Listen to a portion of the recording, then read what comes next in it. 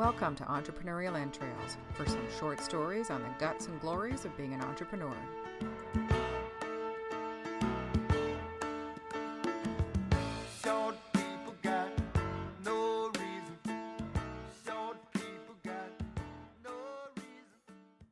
Hey, it's Elizabeth Plouffe, and welcome to Entrepreneurial Entrails. Today is Wise Word Wednesdays, and Wise Word Wednesdays is an opportunity that I use to give some recommendations on business books and other wise things, other tools and things that I've come across. And there was another book on the docket by somebody named Tufit. I can't, and I'm not being disrespectful. I just can't pronounce it. It's I don't know. She was a former actress and stage performer and whatever. And I guess the goal of the book was to sort of show you different ways that the aspects of show business can be used to market your business and all that kind of stuff. I have to tell you, it was a painful book, so I can't recommend it. So I'm not going to talk anymore about it, other than just don't read it. But I'll give you the details of that at the end. So one of my Value Village finds, because I shop there all the time for these kinds of books, was Gary Vaynerchuk's Why Now is the Time to Crush It, Cash In on Your Passion. And recommended, of course, by a whole bunch of bigwigs, but it is one that I've been interested in reading. And his new book, The Thank You Economy, and another one, very interested in reading also. But really glad I picked this up. It is a great little book, and it's so good. I'm actually going to read it again, and probably again. Like it's that well written. And some of the content. So it's written in 2009, so it's a bit ago. But everything other than, I think he recommends in here something to do with Vidler and a couple of platforms that unfortunately have gone the way of the dodo. But one of the cool things about that is that if you listen to Gary Vaynerchuk and follow his stuff on Instagram and YouTube and whatever, he might be a salty dog, but one of the things I absolutely love about this guy is that he's no bullshit, which is one thing that I really love. But the other thing is if he makes a mistake or recommends something and it, went sideways, he fully owns that and corrects it. So, he comes back now and he talks about that experience and what he learned about it and how he was with YouTube and went to Vidler and then came back. And I think that's awesome that you're able to teach other people through your mistakes. And especially with the amount of respect he's built on his platform, people take him very seriously. But he takes that responsibility very seriously, which is what I love about the stuff that he creates. Because I'm in no way in the same stratosphere, same zip code as Gary Vaynerchuk, but I truly believe that integrity and authenticity should be driving everything you do for your business. And I think he might overuse the F-bomb occasionally, but worse things could happen. So some of the chapter titles here is Passion is Everything, Create Great Content, Choose Your Platform, Keep It Real, Make the World Listen, Start Monetizing, and what have you. And it's just all about different ways to promote and build your business. So one of the things I love here is, and this is his second book that I've read and reviewed. The other one was Jab, Jab, Jab, Right Hook. And I love the fact that he gives shout out to his family. Family is first according to, what he puts out in the universe. And I love that about him, which is very cool. So I'm going to read to you a few bits and pieces that I got out of the book. And that's what I'm going to kind of focus on, because I'll be honest with you, there's so much in this book to digest and so many great things to apply to your business that I know to do it justice, I do need to go back and read it again. And I'm just going to, here we go. So out of chapter 6, Choose Your Platform. And it's not that there isn't anything valuable in the first 5 chapters. This just happened to be where I start putting stickies in. He talks about here, invest in the important stuff. And the thing that stuck out for me was, if you want to dominate the social media game, all of your effort has to come from the heart. And it can't come from the heart in the passionate, irrational, wholehearted way it needs to if you're trying to be anyone but yourself. Authenticity is what will make it possible for you to put in the kind of hustle necessary to crush it. And I love that. It's just so true. Because the second you start trying to sell BS, people sometimes, I think, view social media platforms as an opportunity to completely falsify their persona and just put a lot of crap out there. Try and create an image, try and create something that is false and I think inspires people to think differently about you, but not in a great way. And quite frankly, when you create that kind of false impression, when people actually meet you, you're creating an opportunity for a letdown. If you follow the WYSIWYG, what you see is what you get, and you share honestly and authentically from your experience and your education and your passion, then when people meet you, there's nothing to hide. There's nothing to back up. There's nothing to backpedal on. I've watched enough of Ask Gary Vee and the stuff that he does on the street that the smack that he talks on his shows and the knowledge that he shares and the guests that he has on and the experience that he brings forward, he doesn't have to worry about it. Somebody comes up to him, he's 100% in any conversation because he's not said anything that he can't back up. And that's my advice to everybody that I talk to. I have taken clients, make it about me for a second. I've taken clients through creating a content calendar, and we'll do some, mind mapping and brainstorming on ideas. And they start going off on these tangents of things they can talk about. And my stop to them is always, do you have the education and the experience to talk to that? Can you back up what you're saying with the credentials to make it true? Stops them in their tracks every time. Because if somebody comes up to you and you've BS'd and you've overstretched what you can actually address professionally, you're hooped. So going into hustle, he says here, I've said over and over that if you live your passion and work the social networking tools to the max, opportunities to monetize will present themselves. I've also said that in order to crush it, you have to be sure your content is the best in its category. You can still make plenty of good money if you're 4th best in category or 9th best.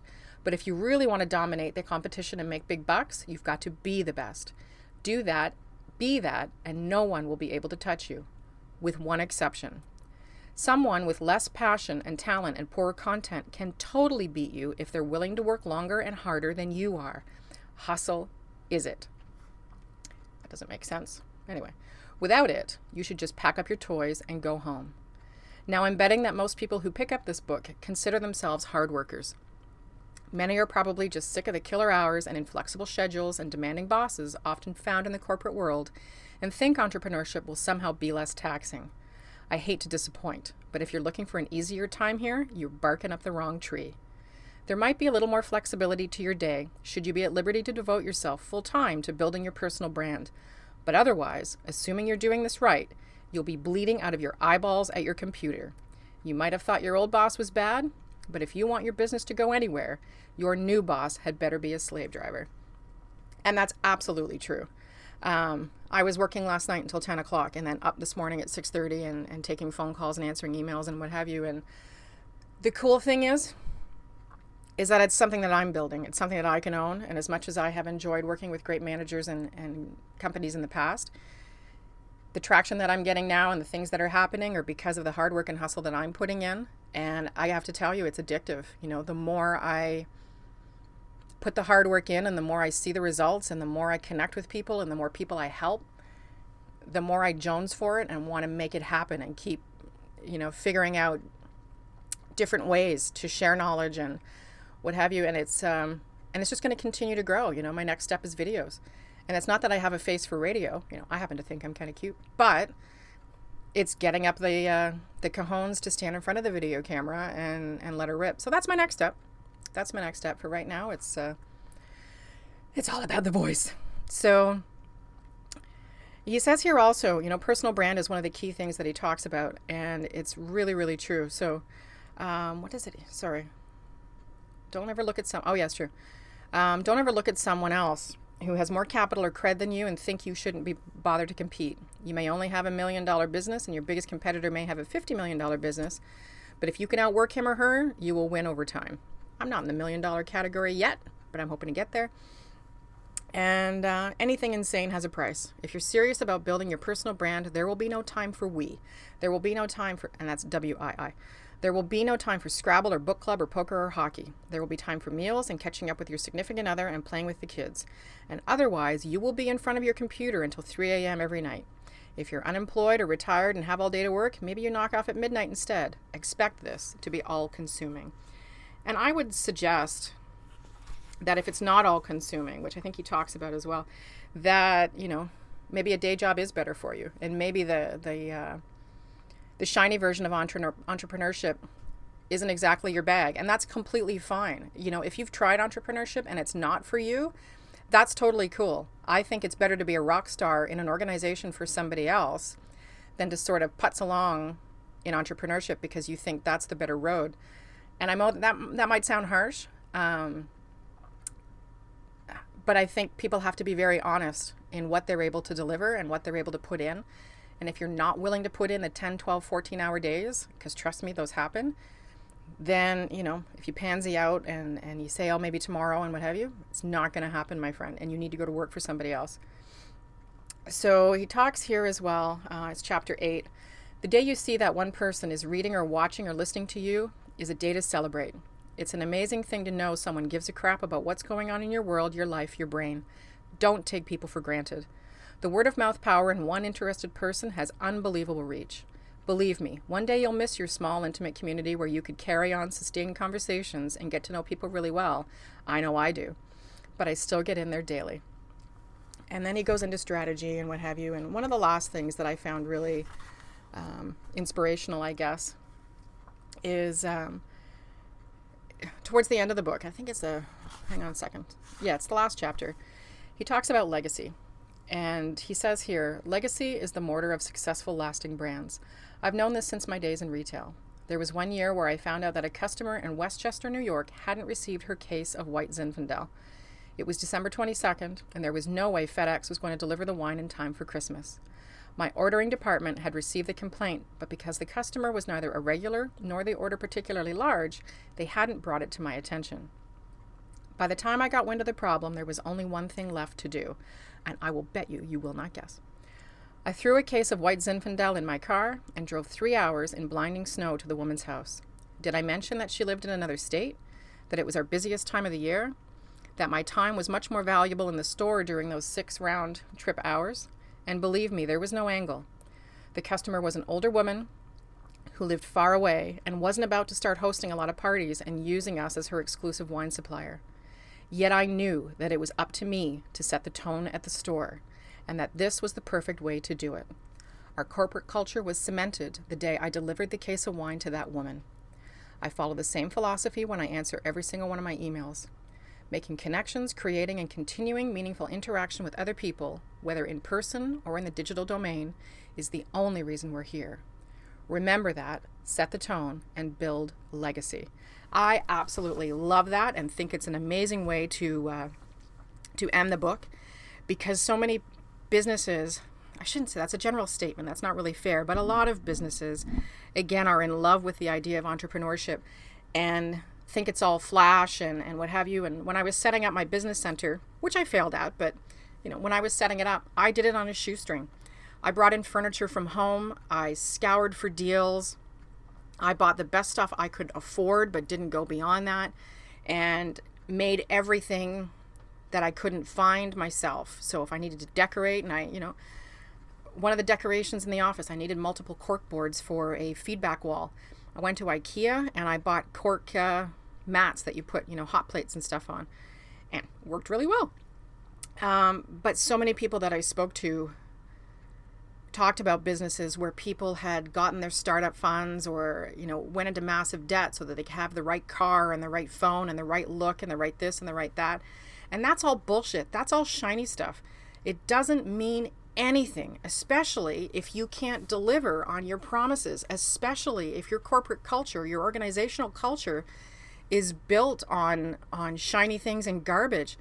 And I'm not saying that's everybody, and I know that sounds harsh, but take a lesson from this guy, this Gary Vaynerchuk, who just had Jewel on, by the way, on his Ask Gary V, and it was freaking awesome.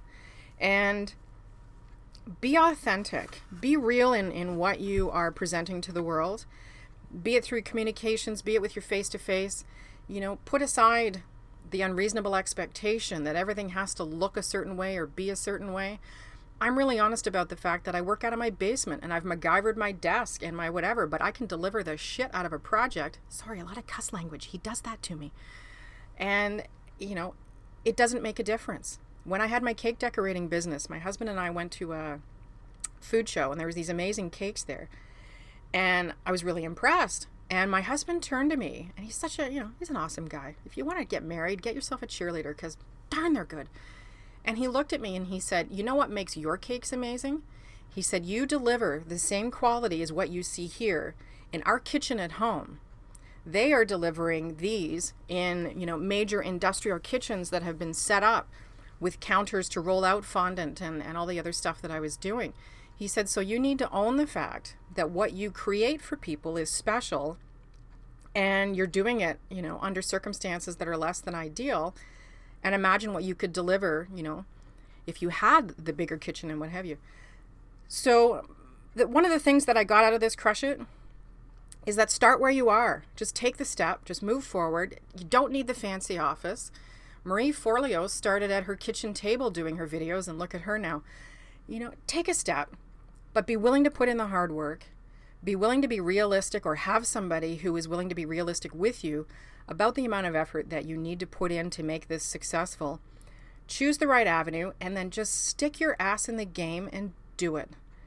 It's the only way you're going to get ahead. If you set up accounts and you set up a website and then you sit back and wait for the people to come, you might as well shut the damn thing down now, because it's not going to happen. Make connections with people. Be honest. Be authentic. Do the research. Do the reading. Get great books like Crush It on your side. Watch things like Gary V's Ask Gary V. Do all those things that you need to do so that you are able to deliver what you need to do for your business. And I've just had my computer do something stupid, so just a second before I make sure that, still going. Sorry about that. So I know that's a bit of an impassioned speech and not usual for the Wise Word Wednesdays, but if you're looking for something that was surprisingly quick to read, I was really impressed with it, and it's honestly still applicable, even though it's, 7 years old, or what are we now? 8 years old. Provides some really great advice at the back as well, and some ideas, and it's just great. So this week I was reading to you from Why Now is the Time to Crush It by Gary Vaynerchuk. Cash in on your passion, and I highly suggest you find a copy of it. Like I said, I got mine at Value Village, but this would be one of the few books that I would suggest you go online and try and find it for. It's worth the full price. There's not too many that I would say that about, but this is one of the ones that I would say it's definitely worth the full price. So I hope you're having a fantastic week. I hope you have taken some steps towards growing your business, being real about it, being authentic about it, and getting your hustle on. I'd love to see if you have any comments about what you've been doing, and if your impression of entrepreneurship has changed now that you are also putting in the 10 to 14 hour days. And as always, just know that you have the guts and glory to create your own story. You can find me on Twitter at MCVPlouf. You can visit me at mcvcommunications.ca, because I'm a Canadian girl. I would be a Canuck. And where else? Instagram is MCVPlouf. I'm all over the place. So again, hope you're having a fantastic week, and we'll talk to you soon. And that's it. That's all. Have a good one. Bye-bye.